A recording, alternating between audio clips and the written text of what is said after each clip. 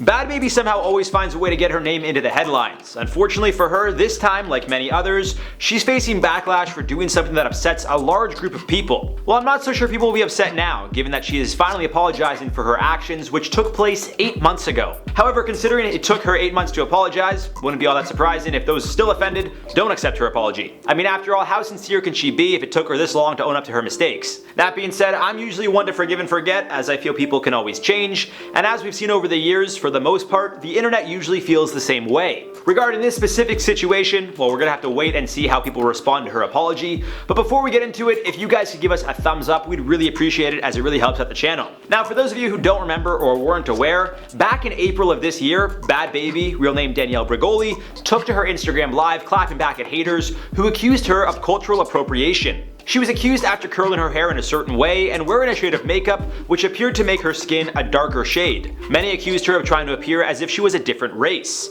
Taking to Instagram in April, she said, and I quote, "Y'all just want to hate me no matter what I do. I f***ing get my makeup done, now I'm black.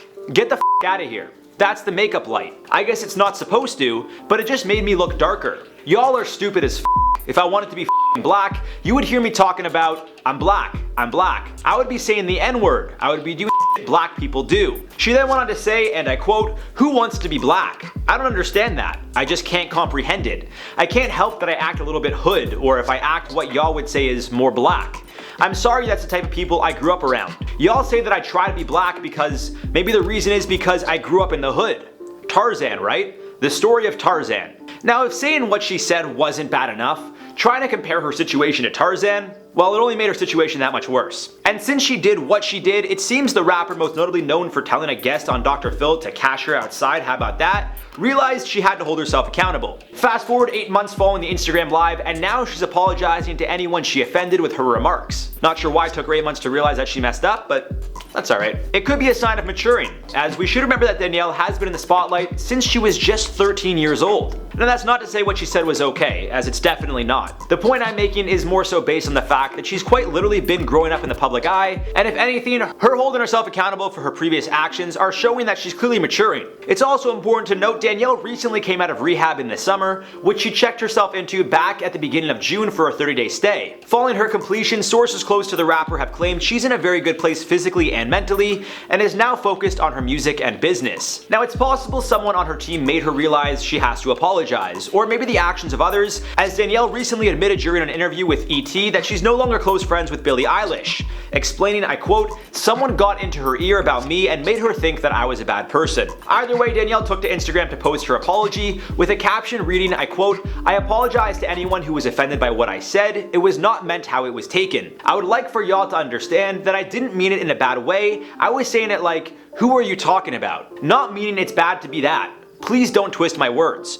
I truly never meant to offend anyone. This is the last time I will defend myself on this topic. Y'all can't twist whatever you want, but I know what I truly mean." Now, as per usual, it seems Danielle's apology is coming with the approach of, "I'm sorry for how you guys took what I said, but it's not what I meant, and if you took it the wrong way, that's a you problem." Maybe she still does have some growing up to do. In the video itself, she tries to explain the situation at hand, and surprisingly, looking at her comments, it seems that most people are either supporting her by commenting about how she has matured, or to just ignore the haters. Of course, when doing anything in media, you're bound to get both some love and hate. That being said, it seems Danielle has made her brand based on being hated or controversial, and now she's trying to turn a new page. I'll say I admire the fact that she's trying to right her wrongs, but with that being said, she's got a lot of ground to cover, and she's been quite problematic over the past few years. Regardless, I'm wishing her all the best, and would love to hear your thoughts on this entire situation down below. Do you think Danielle's apology was sincere, or is she just trying to save her career? That rhymed, didn't it? Let me know down below. For now, let's reply to some comments from the video how Shane Dawson plans on returning to YouTube. Sophia said, "I don't care if Shane returns or not. I'm done with him, and I'm personally not giving him another chance. I don't think he deserves another chance, and I don't think people should still coddle him after all of this, but you do you."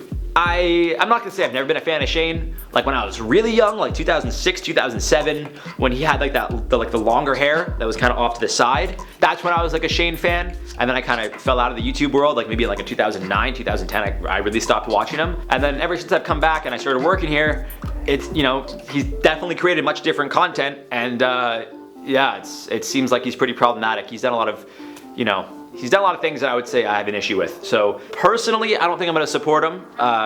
Just because, you know, I don't want to support someone that does what he does, but I do believe everybody changes, and, you know, we'll see what happens with his situation, I guess. Betty Moss said, just kind of tired of this. If they're popular, we are with them. If not, we will just slam them. Over it all. Like them or don't.